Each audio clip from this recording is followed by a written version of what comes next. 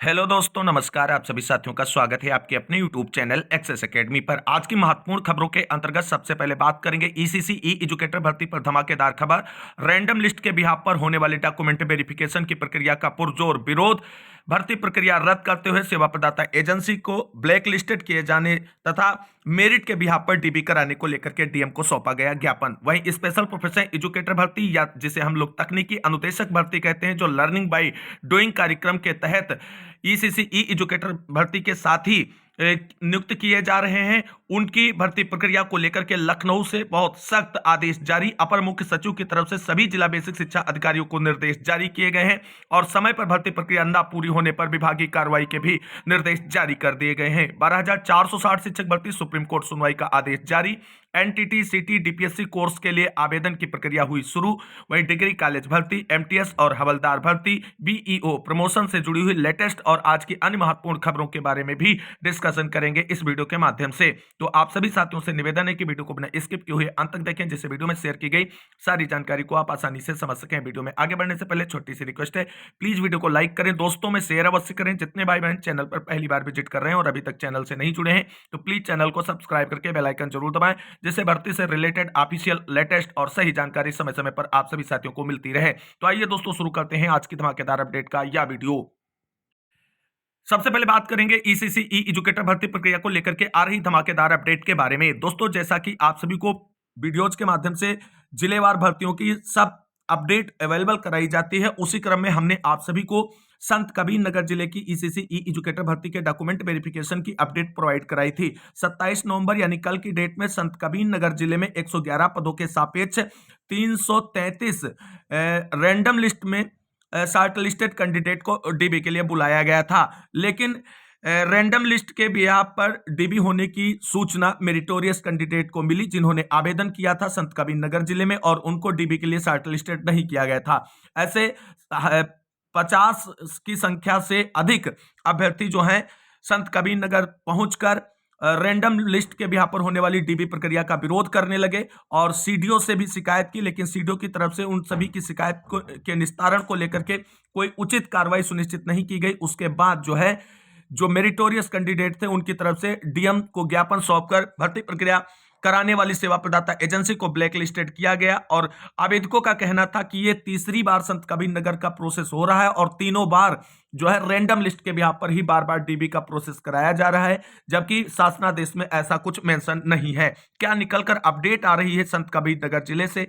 क्या डीबी की प्रक्रिया रद्द होगी, पूरी भर्ती रद्द होगी, सेवा प्रदाता एजेंसी ब्लैक लिस्टेड होगी या नहीं होगी? इससे जुड़ी हुई अपडेट यहां पर आप सभी लोग देख सकते हैं। तो यहां पर दोस्तों आप सभी लोग देख सकते हैं, ईसीसी ई एजुकेटर भर्ती में रैंडम लिस्ट के बिहाफ पर होने वाली डॉक्यूमेंट वेरिफिकेशन की प्रक्रिया संत कबीर नगर जिले में जो कल हो रही थी, उसका विरोध करते हुए ये अभ्यर्थी जो है शिकायत लेकर के डीएम कार्यालय पहुंच गए थे। ये इमेज आप सभी के साथ सामने है और यहां पर आप सभी लोग दोस्तों देख सकते हैं कि ईसीसी ई एजुकेटर अभ्यर्थियों ने डीएम से की शिकायत, नियुक्ति में गड़बड़ी करने का लगाया आरोप, सौंपा ज्ञापन, कार्रवाई करने की मांग। ईसीसी ई एजुकेटर भर्ती प्रक्रिया में अनियमितता खत्म होने का नाम नहीं ले रही है। पूर्व में लगातार शिकायतों के बाद जिलाधिकारी ने इसका संज्ञान लिया।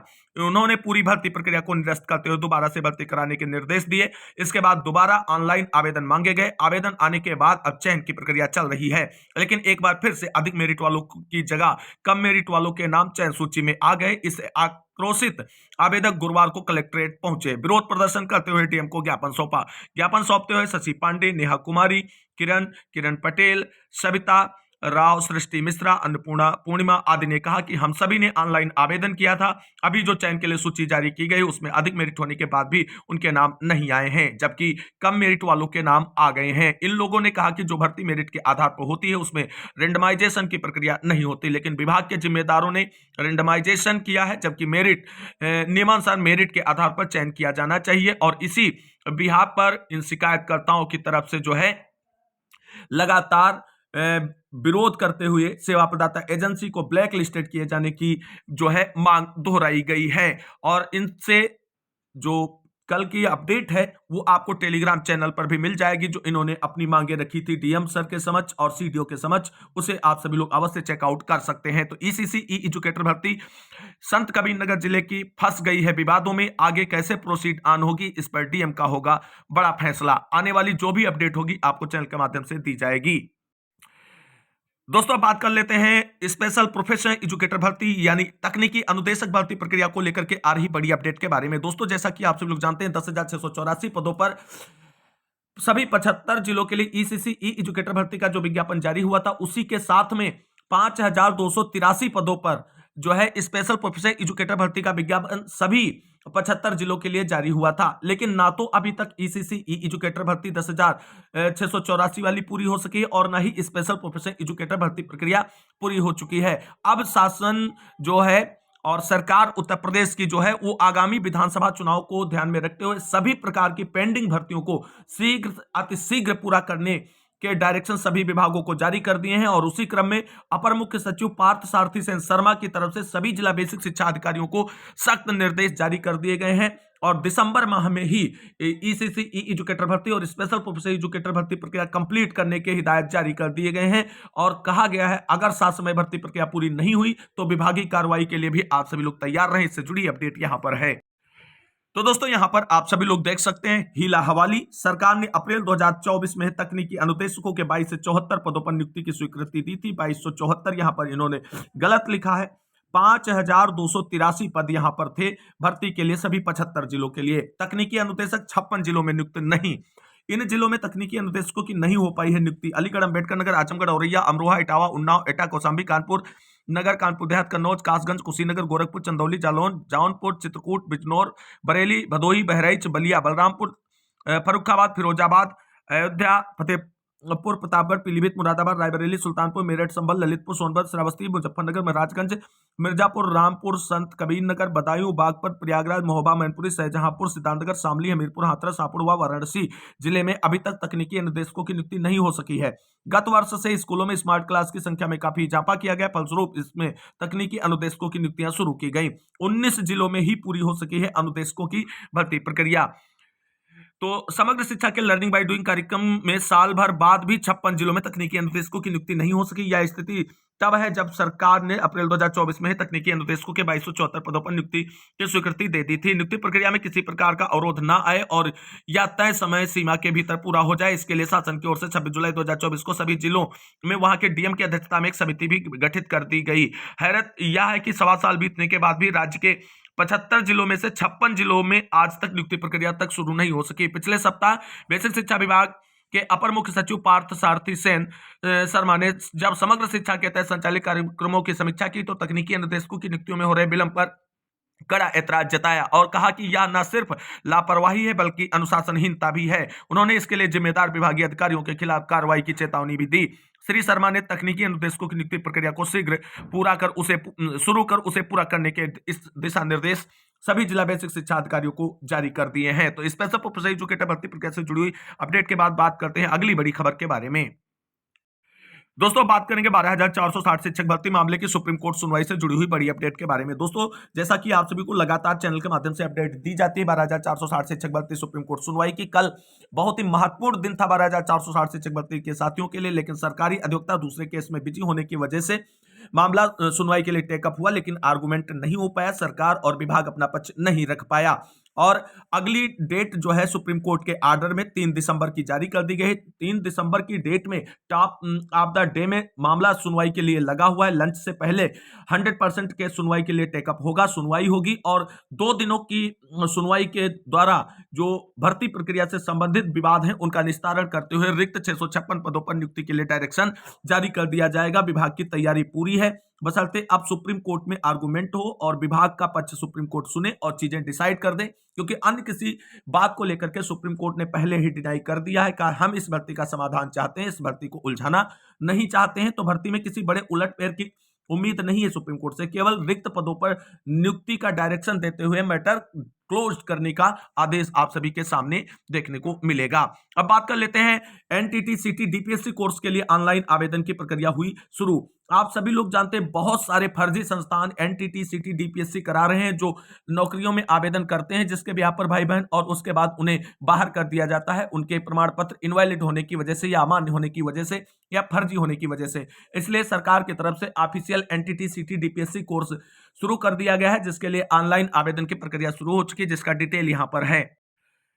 तो दोस्तों यहां पर आप सभी लोग देख सकते हैं कार्यालय सचिव परीक्षा नियामक प्राधिकारी उत्तर प्रदेश की तरफ से सीटी डीपीएससी और डीपीएड प्रशिक्षण 2025 के लिए ऑनलाइन आवेदन की प्रक्रिया शुरू करते हुए ऑफिशियल विज्ञप्ति यहां पर जारी कर दी गई है, जिसमें आप सभी लोग देख सकते हैं सिटी नर्सरी हेतु निर्गत शासनादेश यहां पर पूरा मेंशन किया गया। डीपीएससी यानी एनटीटी प्रशिक्षण हेतु निर्गत शासनादेश यहां पर मेंशन है, यानी सब सरकारी शासनादेशों के तहत सरकारी कोर्स ये हो रहे हैं। में प्रवेश या चयन के संबंध में दिए गए निर्देशानुसार सिटी नर्सरी केवल महिला अभ्यर्थियों हो, डीपीएससी या एनटीटी केवल महिला अभ्यर्थियों हेतु, डीपीएड प्रशिक्षण 2025 हेतु इच्छुक एवं अहर अभ्यर्थियों से ऑनलाइन आवेदन पत्र आमंत्रित किए जाते हैं। सीटी डीपीएससी डीपीएड प्रशिक्षण हेतु निर्गत शासनादेश में दिए गए निर्देशानुसार आवेदन हेतु न्यूनतम आयु की गणना 1 जुलाई 2025 को 18 वर्ष से कम न हो तथा 35 वर्ष से अधिक न हो की जाएगी। आरक्षित या विशेष आरक्षित श्रेणी के अभ्यर्थियों को आयु में शासनादेश में दिए गए निर्देशानुसार छूट देनी होगी। ऑनलाइन आवेदन पत्र,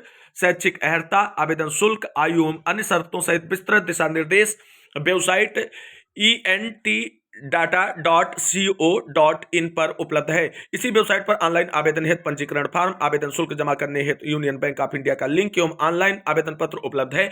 आवेदन हेतु निर्धारित समय सारणी जो है निम्नवत है। ऑनलाइन पंजीकरण प्रारंभ होने की तिथि 1 दिसंबर से है। ऑनलाइन पंजीकरण की अंतिम तिथि 25 दिसंबर है। निर्धारित माध्यम से आवेदन शुल्क जमा करने की अंतिम तिथि 27 दिसंबर है। ऑनलाइन आवेदन पूर्ण करने एवं पूर्ण आवेदन का प्रिंट आउट लेने की अंतिम तिथि 31 दिसंबर है। ऑनलाइन माध्यम के अतिरिक्त अन्य किसी भी माध्यम से आवेदन स्वीकार्य एवं विचारणीय नहीं होंगे। उक्त के साथ ही ऑनलाइन आवेदन हेतु निर्धारित शुल्क जमा किए जाने के पश्चात ऑनलाइन आवेदन के समस्त चरणों को पूरित किए जाने के उपरांत ही आवेदन पूर्ण एवं स्वीकार किया जाएगा। अधूरे आवेदन पत्रों को प्रथम दृष्टया निरस्त कर दिया जाएगा एवं तत्संबंध में किसी प्रत्यावेदन पर विचार नहीं किया जाएगा। तो ये एनटीटी सिटी डीपीएससी का कोर्स जो करना चाहती बहनें और वो ये भी सिक्योर होना चाहती कि हमारा 100% वैलिड प्रमाण पत्र हो, तो आप जो है पीएनपी के द्वारा संचालित जो है एनटीटी सिटी डीपीएससी या डीपीएड कोर्स में प्रवेश लेकर के अपनी वैलिड प्रमाण पत्र निर्गत करा सकती हैं। तो जो भी बहनें इच्छुक हैं इसी के माध्यम से अपना एनटीटी सिटी डीपीएससी का कोर्स करें। अन्य जो फर्जी लोग आपको करा रहे हैं उनके चक्कर में ना पड़े। इस बड़ी अपडेट के बाद बात करेंगे अगली प्रमुख खबर। यहाँ पर दोस्तों आप सभी लोग देख सकते हैं उत्तर प्रदेश सरकार द्वारा प्रतिबंधित कार्यालय प्रधानाचार्य माधव प्रसाद त्रिपाठी चिकित्सा महाविद्यालय सिद्धार्थनगर की तरफ से कुछ भर्तियां विज्ञापित की गई हैं, जिसमें आचार्य के 15, सह आचार्य के 27 तथा सहायक आचार्य के 21 पदों पर संविदा के रूप में भर्ती निकाली गई है। इच्छुक साथी जो चाहते हैं इस प्रकार की नौकरी करना, वो दिए गए विज्ञप्ति के अकॉर्डिंग आवेदन की प्रक्रिया को कंप्लीट कर सकते हैं। आगे दोस्तों यहां पर आप सभी लोग देख सकते हैं महाविद्यालयों में प्रयोगशाला सहायक और समूह का के पदों पर होगी भर्ती। अधीनस्थ सेवा चयन आयोग को भेजा गया प्रस्ताव। इसी के साथ साथ एसएससी मल्टीटास्किंग स्टाफ यानी एमटीएस के 7,948 पदों पर भी करेगा भर्ती। वहीं 28 साल बाद खुला पदोन्नति का रास्ता। 266 से अधिक खंड शिक्षा अधिकारी बन सकेंगे बीएसए। खबरें जानते हैं विस्तार से। प्रदेश के राजकीय महाविद्यालयों में प्रयोगशाला सहायक के और समूह गा के 421 पदों पर जल्द भर्ती होगी। उच्च शिक्षा निदेशालय ने इन पदों का अध्ययन उत्तर प्रदेश अधीनस्थ सेवा चयन आयोग को भेज दिया है। वहीं एमटीएस और हवलदार भर्ती से जुड़ी हुई अपडेट के बारे में बात करते हैं तो एसएससी मल्टीटास्किंग स्टाफ के 7,948 पदों पर भर्ती करेगा। आयु वर्ग एवं कार्यों के आधार पर इनमें 3 तरह की भर्तियां सम्मिलित होंगी। वहीं यहां पर आप सभी लोग देख सकते हैं 266 से अधिक खंड शिक्षा अधिकारी प्रमोशन के द्वारा बन सकेंगे बीएसए। लगभग 28 वर्ष बाद 1997 बैच के खंड शिक्षा अधिकारियों को पदोन्नति का रास्ता साफ होता दिख रहा है। बेसिक शिक्षा निदेशालय द्वारा भेजी गई 287 अभ्यर्थियों की वरिष्ठता सूची में लापरवाही सामने आई है। सूची में मृतक, सेवानिवृत्त और अन्य विभागों में जा चुके खंड शिक्षा अधिकारियों के नाम भी भेज दिए गए थे। ऐसे नामों की संख्या 100 से अधिक पाई गई है और अब इन सभी समस्याओं का निस्तारण करते हुए जो है 266 से अधिक बीईओ को बीएसए के रूप में प्रमोट किए जाने की तैयारी शुरू हो गई है और इंतजार बहुत जल्द समाप्त हो जाएगा। तो दोस्तों आज की कुछ महत्वपूर्ण अपडेट जो थी वो हमने आप सभी को डिस्कस कर दी है इस वीडियो के माध्यम से। सारी महत्वपूर्ण जानकारियां एक ही वीडियो में प्रोवाइड कराने का प्रयास किए हैं। इस वीडियो में अंत तक बने रहने वाले सभी भाई बहनों को तहे दिल से शुक्रिया, बहुत बहुत धन्यवाद। मिलते हैं एक और नई वीडियो में लेटेस्ट और धमाकेदार अपडेट के साथ। तब तक के लिए सभी भाई बहनों को जय हिंद, जय भारत, वंदे मातरम।